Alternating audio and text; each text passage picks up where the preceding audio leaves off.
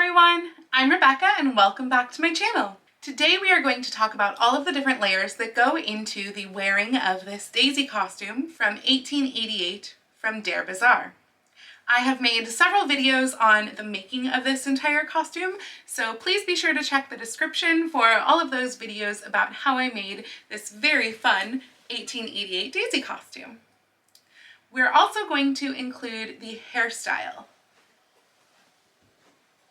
which is a very easy Victorian hairstyle that really only takes you under a half hour to accomplish, probably even less than that. So let's go ahead and dive in. So starting with the hairstyle, this hairstyle is what I kind of would like to call a pseudo 1880s hairstyle. I kind of hate the 1880s and early 90s hairstyles. I just think they look so unflattering. All the little curl bangs framing the face, usually pulled up fairly tightly to the head so that you look like this weird little curly fringed pinhead. That's just kind of how I feel about it. So this is kind of my like 1880s but with a touch of 1870s in it hairstyle. So we are going to do the curly around the front, but we are also going to have some curls in the back, a little bit more volume, just to make it a little bit less pinhead. And also I find that the 1870s hairstyles really help to support the weight of the hats. So since this is a fairly large hat for this project, it just needs a little bit bigger of hair to help hold the hat in place. So I am starting with bedhead like I normally do, just to give me that kind of neutral base.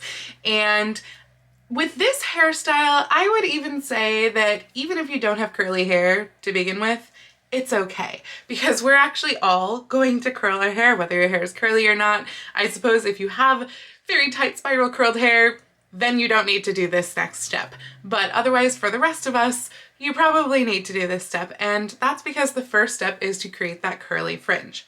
Now, I believe that there are hair pieces out there that you can purchase that will give you kind of a curly fringe. I don't own one of those. I have 1830s side curl hair pieces, but not for 1880s. So we are going to curl this ourselves. We're going to use a 1/2-inch barrel curling iron, which I will link all of the products, by the way, below so that you can purchase any that you might not have. And yes, this is a 1/2-inch barrel curling iron. And so we are going to start by sectioning off the front of our hair that we're going to need for our bangs.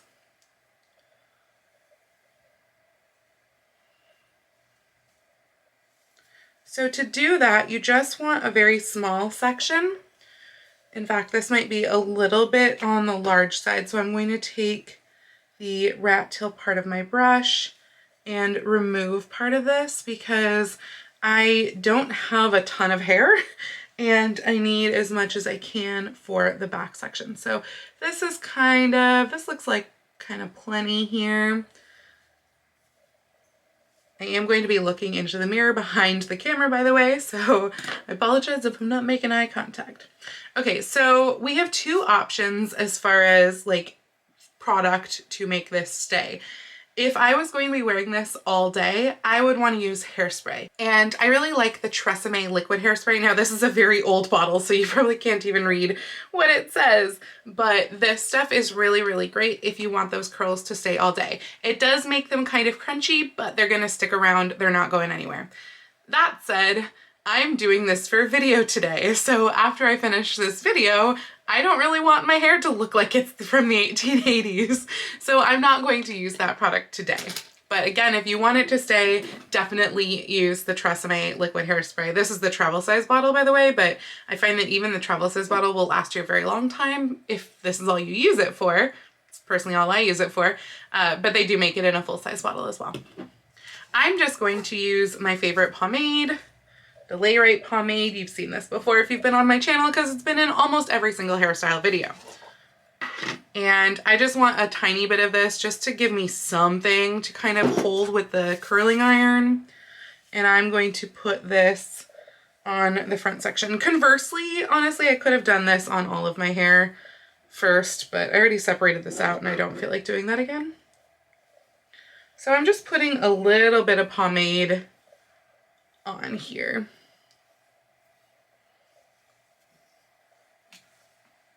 And I'm actually going to take the rest of my hair and clip it away with just a little claw clip. That way it just doesn't get in the way while I'm curling. Okay, so now we start curling, and you're gonna just curl all of this. You wanna use really pretty small sections. So I wouldn't go any larger than this, and honestly that's pushing it. I'm gonna take a little bit more out. So you want pretty small sections, and you're just going to curl it up and go for all of the rest of your hair.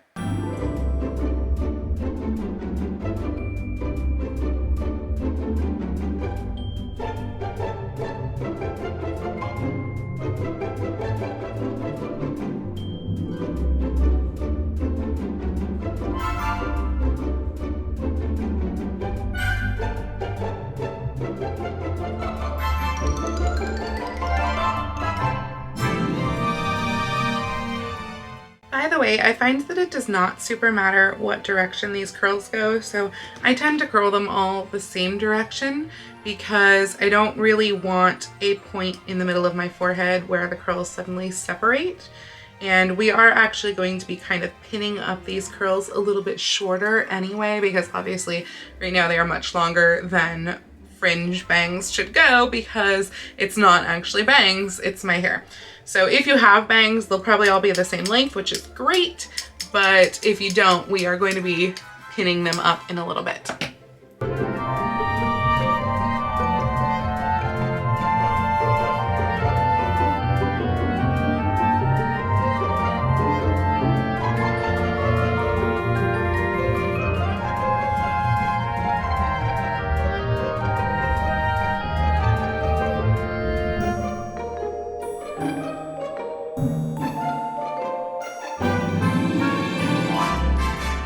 And that is all of our fringe curled. So now we can go to the next step and put together the rest of the hairstyle. So the next bit will be finding kind of the next portion of the crown of your hair. So you want just kind of this front portion. And just separate out enough that you can kind of cover a rat. Now, if you have very thick hair, you probably can skip this section, but I have really thin hair, and so I find that if I don't have a rat in my hair, I really have nothing to put my hairpins into to kind of hold that base together. So that's what this section is for. I am again going to put a little bit of pomade on this section just to kind of help it to hold a tease a little bit, because we are going to tease this section of hair with our teasing brush. Just a little bit, just to kind of cover the shape of the rat. And then you're going to take a rat. Now this one is just made out of my own hair that has come out of my brush. And I've put it just in a hair net. So you can get these types of hair nets. They're kind of the invisible ones. You can get them from Sally Beauty or wherever your local beauty supply is. And I've just got a few of these little rats all kind of squished together. It's almost like I've tried to felt them together. And they are going to all go in the hair net and then all get pinned in right here. So I'm just using 3 bobby pins to pin this in. I put 1 on each side. And I'm just going up the rat. So you're starting at the base here and then going up like that. And then I also put 1 right here in the middle to kind of hold that in place a little better. And then we're going to take that hair that we teased and just pull that back over the rat. Now, obviously over here I'm having an issue where I just don't have a lot of hair. So I'm going to push the rat actually a little bit farther back to try to help it blend and bring some hair out from underneath to cover that.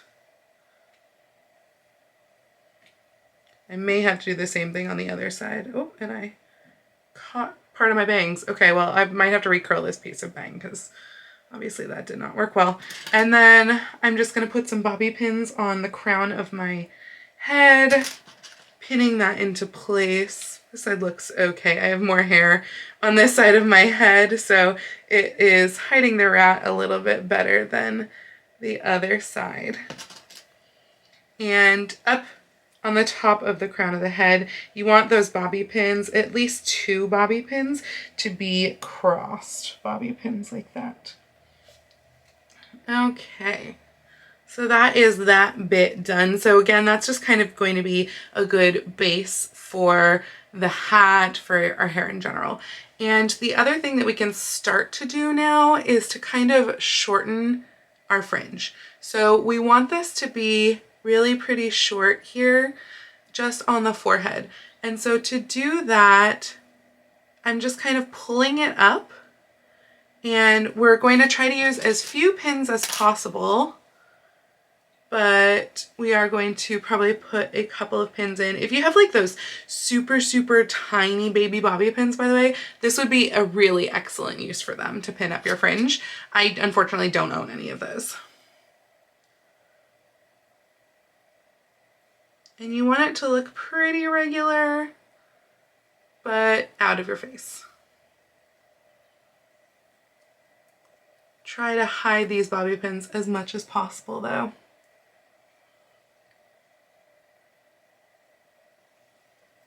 That will suffice for now. At the very least, that gets it out of my face so that I can continue with the rest of the hairstyling. So now we want to go ahead and make a base for our curly hair pieces. So my curly hair pieces are just, they're like, I don't even know what these are called. I found them just randomly at a hair store, and they were basically, they're like braids, like you get a Yaki braid, except that these were human hair, and so I was able to curl them, which was really, really awesome. The trade-off to that is that they're bundled at the top like this, which kind of sucks because there's really nothing to kind of adhere to. And so it does make things difficult. If you purchase a curly hair piece, it's going to have some sort of like a net backing, and that will make things very much easier. Or it might even have a claw, in which case I would say take off the claw, and underneath that will be a net backing. So if you have a net backing, you can usually put them on your hair pretty easily without much weight. But with this, all of the weight is centered at this one point. And so I have to make pin curls in my hair to hold that in place as a nice base. So that's the next thing I'm going to do. I'm going to make sure that I don't take any of the hair from this top bit of my head. I want hair that is like part, you know, right against my head basically. And I am going to section off just a very small piece on either side because I'm using 2 of these curly pieces. So I'm just going to take a small piece like this and twist this around my finger, 2 fingers actually, and push this against my scalp, and then put crossed bobby pins in. Sorry, I know my arm is in the way. I don't know if you can see this at all.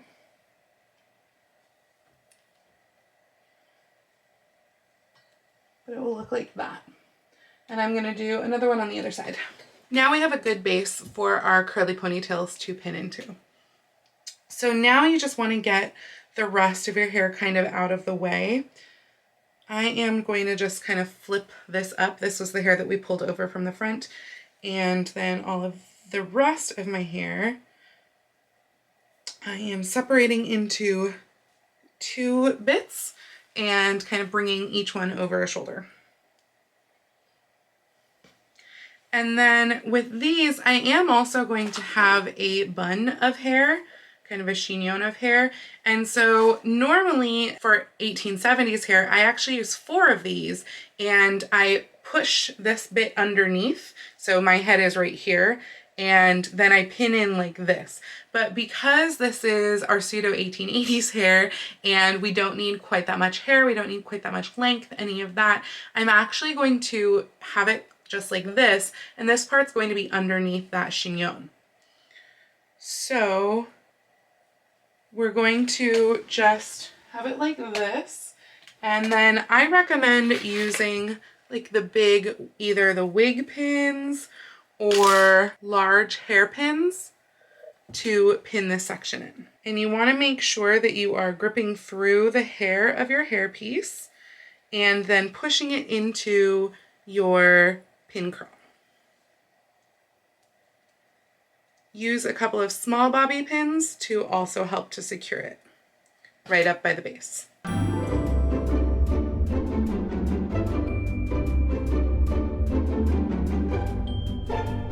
All right, so those are both secured. So now we can do things with the rest of our hair that's hanging out here.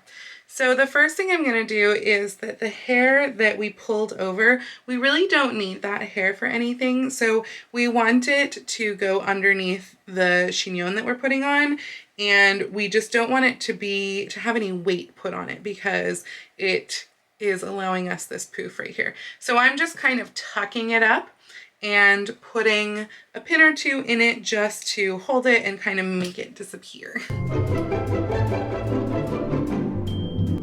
So this is what the back currently looks like.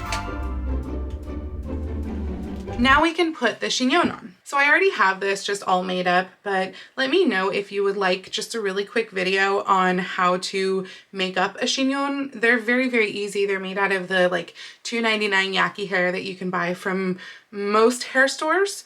And I just kind of braid it and then wrap it up and pin it in place and then use this over and over in many different hairstyles. So this just nicely gets basically put on the back of our hair, covering up those bits of the tops of the ponytails. And this I pin in with the large wig pins. So I usually put 4 of these large pins in. I do 1 top, 1 bottom, and 1 on each side.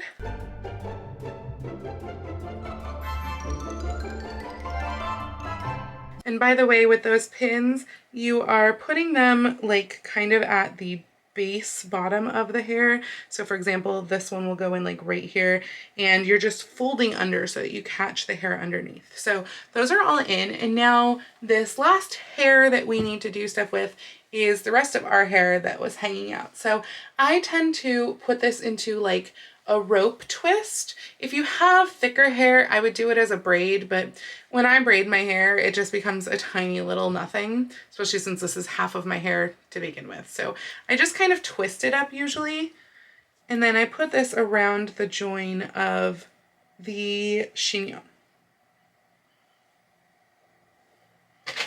And I just use a couple of pins to pin usually the end into place kind of underneath the chignon, and then after I twist the other one, I'll pin the other edge in place as well. So you do want to make sure that you have all of your hair, because I have done this before. I've accidentally missed out on a piece and that gets lost underneath the curls.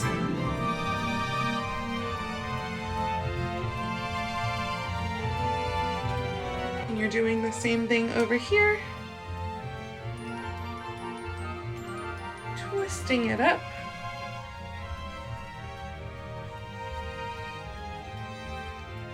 Laying it across the front and tucking in your tail. And so now that both sides are tucked, I will put a couple more pins into that, about 1 on each side, just to make sure that they stay in place. So this is what the top of our hair looks like. Hopefully it looks good because I can't actually see the top of my head. And then this is what the back looks like. So we have the tops of our ponytails all fixed. The other thing that you can do, which it kind of depends on how you're feeling about the back of your hair. I have not looked at the back of my hair so far, so I don't know what it looks like. But a lot of times what I'll do is I will take a few of the curls and kind of tuck them up onto the chignon and pin them in place onto the chignon so that it looks even a little bit fuller. And so basically you're just going from underneath the hair, pinning it to the chignon. And you don't want to take your whole ponytail, but maybe a couple of curls from the top layer would be nice. And you can do a little bit right in the center too to kind of join those 2 ponytails together at the base of the chignon. So that makes it look a little bit like that. And other than helping to hide those bobby pins a little bit more, our hair is done. Now we can go get dressed. Let's start with the undergarments. I am wearing stockings that are actually from Walmart. They're thigh-high stockings from Walmart, and they are tied at the top with ribbon garters, just pieces of ribbon. Then I'm wearing bloomers. These are costume style bloomers because I find those to be more comfortable than your actual historical split crotch drawers. And so these have elastic at the knee and at the waist. On top, I am wearing a chemise. This one is actually one that I've made recently, so I will link that video. It is my ribbon strap chemise, which is really more of an Edwardian or late 1890s feature, but it works the best for the neckline of this costume. Finally, on top, I'm currently lacing up my corset. This corset is actually an 1870s style corset, and it is from a pattern diagram from the magazine, and I'm going to butcher the pronunciation on this name, but it's De Gracius that I made a few years ago. I believe it is a Dutch magazine, but what this corset does, and I will show you as soon as I finish lacing up, is that it creates that kind of rounded belly look of the bustle periods, and so it does work well. I think it's an 1876 corset, I want to say. I could be slightly off on that, but it works well for the 1880s as well.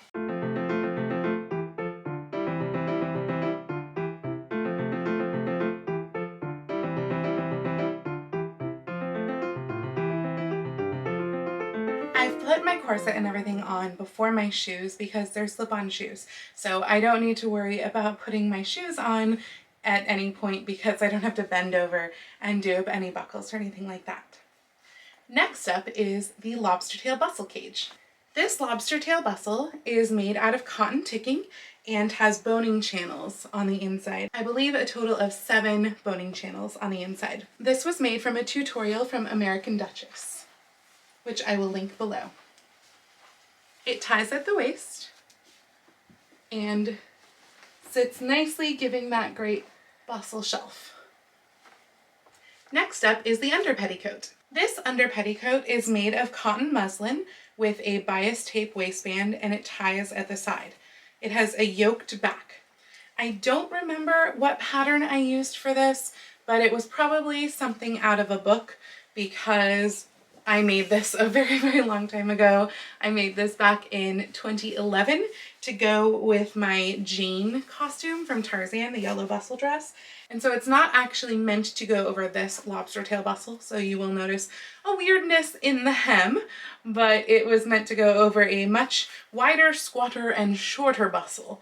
And that said, it still works really great for this bustle dress outfit, which is a shorter bustle and therefore is too short for most of my normal petticoats. You'll see that weirdness in the hem. Now it's time for the bodice. This is the bodice. I made this in my recent video where I made this whole costume, so I will link all of those videos down below, but it is a bodice that has a twill structure layer and then is ruched voile all over it, and it's sewn down at the waist and at the neckline and at the hem to create that ruched floaty look. Now this is a back closing bodice, so I am going to have my roommate do up the back of the bodice, and I will be back when it is done. This is what the bodice looks like when it's on. And it's decorated with a flower that's stitched onto each shoulder, plus the green ribbon that is also stitched onto the shoulders and will go below the sash. So the ribbon is not attached at the waist because this bodice tucks into the skirts and also tucks into the sash, obviously. This only tucks into the sash, so it goes above the skirts so that these little tails can hang down above the skirts. So that was how I engineered that to work. But this is the bodice. It's very sort of Grecian slash chemise a la Reine-ish in its look. And now we can go ahead and put on the skirts. We're going to begin with the underskirt. This underskirt is made from a pattern from Period Costume for Stage and Screen, and it's made out of Pimatex cotton. So it's a very smooth cotton that has a nice bit of body to it, kind of like a lighter weight poplin. It also has pockets.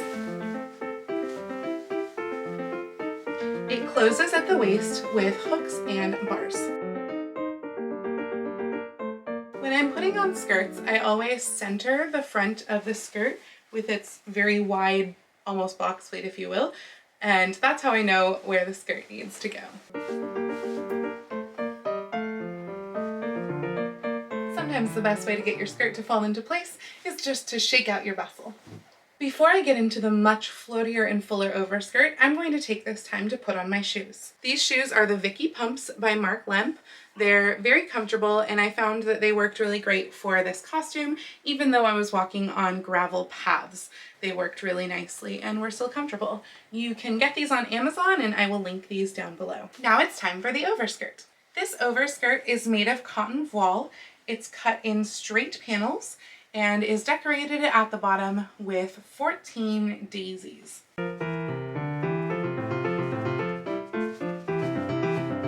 Because this skirt is so sheer, I couldn't put pockets into this skirt. That's why the pockets are in the underskirt. Instead, I have pocket slits in the overskirt. And so I have to make sure that this skirt is in the right place by making sure my pocket slits line up with my pockets. There it is.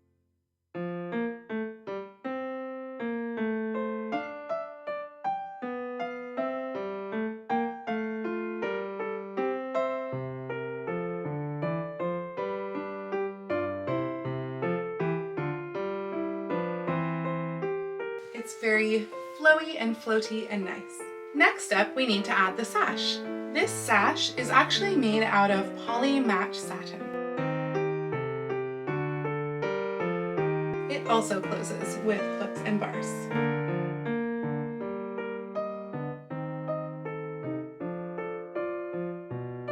As I mentioned previously, the stems of my shoulder daisies come down and get tucked into the sash. Now it's time for the accessories. The first accessory is a daisy necklace.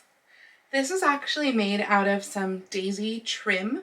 It's kind of like an embroidered trim that I got from Joann's, and it has ribbons sewn onto either side so that I can just tie it around my neck.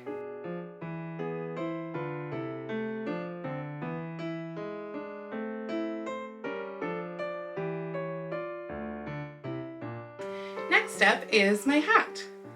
There's a video that contains the making of this hat, so I won't go over it into much detail here, but it does have a sort of 18th century Colonial Williamsburg flat type straw hat as its base, and then has daisies layered over the top. This is pinned on at a jaunty angle.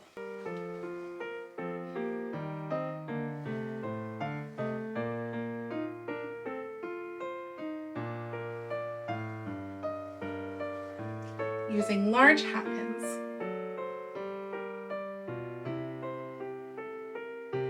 Because we have so much hair on our head, it is very easy to secure this hat with these hat pins.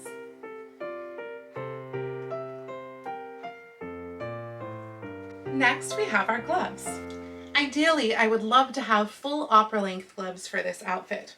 However, I have plus size arms, and they're long plus size arms, and apparently long opera length gloves that really go above the elbow just are not a thing for plus size people, unfortunately. If you know of a resource where I could find gloves that go up to about here, please do let me know. Otherwise, I figure that is a future project on my list to make myself some very, very long gloves. Now, I don't remember where I got these gloves, unfortunately. I wish I could help you out because they are by far the longest gloves in my collection and do actually reach to just above the elbow. And they're a nice matte. They're definitely nylon, but because they're matte, they're not so shiny, and I think that they look acceptable. And finally, we have our accessory. Every daisy costume needs a giant daisy prop.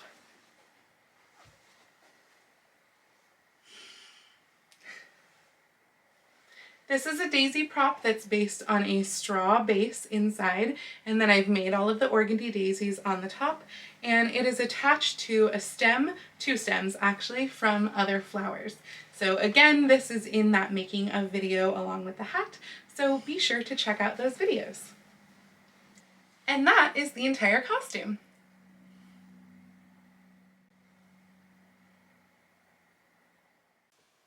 Thank you so much for joining me for this video. I do really hope that you enjoyed it. I loved making and I really love wearing this costume. It is just absolutely so fun. So please be sure to go check out the other videos that I've made on the making and also on the wearing, the final reveal of this costume, because they were just a whole lot of fun. I had a really great blast as making this as part of #HistoricalHalloween 2020.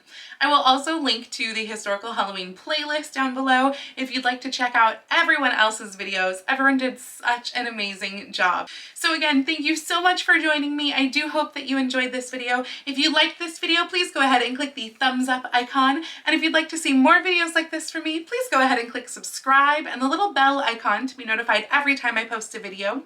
I do post videos here on YouTube twice a week, normally with vlogs on Tuesdays and other assorted content on Fridays, but I post every day over on my Instagram, so please go follow me on Instagram. That's @LadyRebeccaFashions. I also have a link down below in the description to my Ko-fi account if you would like to help support my channel even further. Once again, thank you for joining me. I do hope you enjoyed this video. Have a wonderful week and happy sewing!